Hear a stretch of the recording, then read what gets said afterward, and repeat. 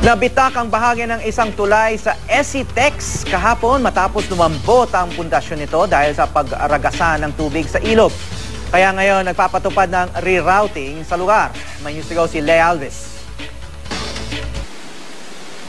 Kasagsagan ng ulan, nabitak ang Pasig Portrero Bridge sa bahaging ito ng Subic-Clark Tarlac o SCTEX sa Porac, Pampanga. Ang haba abot hanggang 20 metro at ang lapad 10 metro. Lumambot daw kasi ang pundasyon ng tulay at tuluyang bumigay ang approach nito nang lumaki ang volume ng ilog na rumaragasa sa ilalim nito. Pero ayon sa lokal na pamahalaan, may isang buwan na raw mula nang mapansin ang unti-unting pagguho sa ilalim ng tulay. Bagamat nitong nakarang linggo lang daw sinimulan ang repair. Nagkaka-traffic overload na yung daan namin dahil masikip. Dumadaan ngayon sa Angeles, Porac yung mga sasakyan. Nagkaka-heavy traffic na po ngayon kasi maliit lang po yung national highway natin.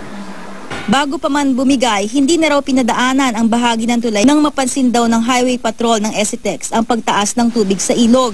Kasunod ng pagkasara nito, ang mga galing sa direksyon ng Maynila papuntang Subic, pinapa-exit sa South Clark exit at saka sila papasok uli sa Porac toll gate pabalik ng SCTEX. Kung galing namang Subic at pabalik na Maynila, kailangang mag-exit sa Porac at saka papasok sa Clark South toll gate pabalik ng SCTEX. Lea Alves, GMA News.